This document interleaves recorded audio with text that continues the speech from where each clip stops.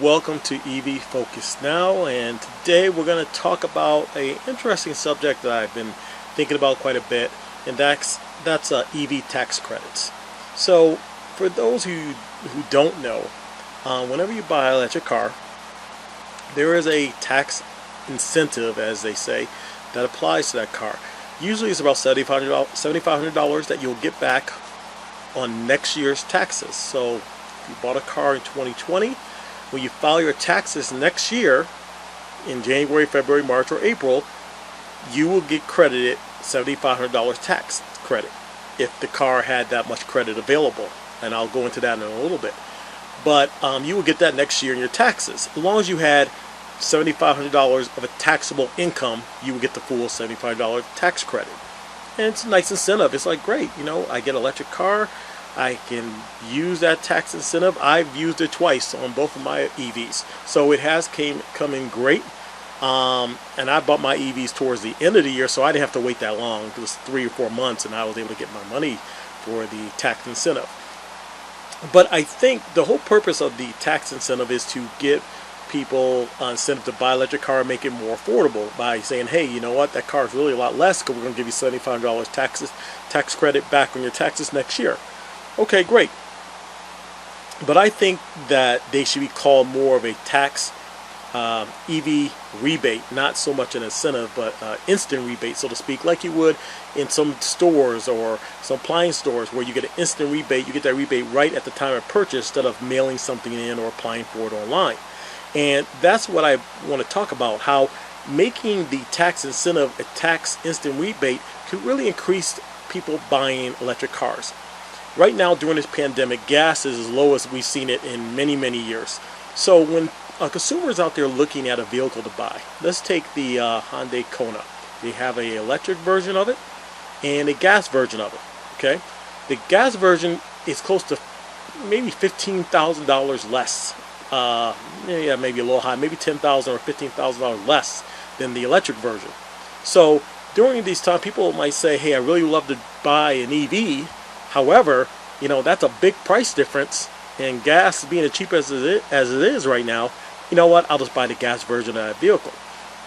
Even though the tax incentive is there, and they'll get that next year, it's not available at the time of purchase. And that's the key thing I think they need to change.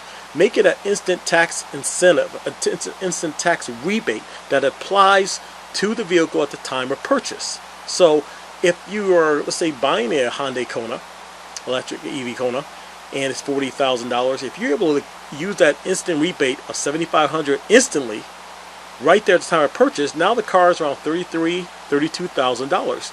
A lot more affordable than it was before. Why is that important? Because now you're financing $32,000, $33,000 instead of $40,000.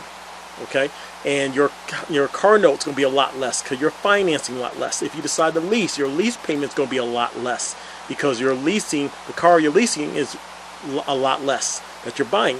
So it makes it more affordable at the time of purchase for the person versus, okay, we're going to give you a $75 tax credit next year. Well, that's great, but I financed the car at $40,000, let's say, and I'm going to still have that finance charge I got to pay, and the price of the car is more expensive versus if you apply that tax incentive, instant rebate anyway, at the time of purchase, then it makes the car more affordable, brings it closer to its gas equivalent, if there is a gas equivalent car that the car is made off of.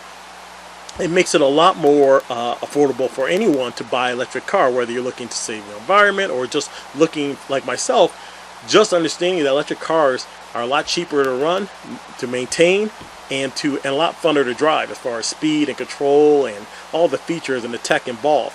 So these are things that I think they could definitely improve with the tax incentives, making them instant rebates. And also, I would like to see them make them available, continue to make them available for every car manufacturer. GM and Tesla has phased out of their tax rebates. They've sold over 200,000 cars. So they have phased out, and it goes in phases. $7,500 tax credit, then it goes to $3,750, and then $1,875, I believe, until you're phased out. And once you hit 200,000 units sold, then you have no more tax incentives available. So GM and Tesla are somewhat at a disadvantage as more and more manufacturers are coming out with electric cars. You know, manufacturers like Hyundai, Kona, Porsche, Ford,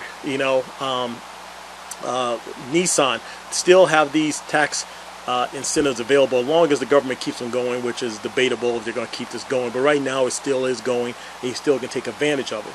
But I believe they should just let these things go by units. More than 200, maybe 2 million cars sold, no matter what manufacturer they come from, you continue to get a tax incentive or instant rebate, so to speak. So I think that would be better versus having each carrier, car manufacturer anyway, have a set amount. If those are only, car manufacturers are selling reliable long-range electric vehicles, such as the Chevy Bolt and the Tesla lineups of cars, then why should they be penalized because people are buying those vehicles? It should, make the other car manufacturers step their game up, which they are now, starting to come out with more and more models and be able to compete with these other two carriers out there. But again, I don't know if you agree with it, but I think that if they applied the instant rebate at the price at the time of purchase, it would incentivize a lot of people to buy electric cars a lot sooner than waiting for their tax rebate the following year. Anyway, that's it. Leave your comments below. Tell me if you agree or disagree. I love having these conversations out there and having people's comments of what they think is the best way and what they think about the tax credits themselves. Don't forget to subscribe and hit the notification button below so you don't miss any future topics. Please tune into my next video. When it comes to EVs, continue to stay focused. Take care.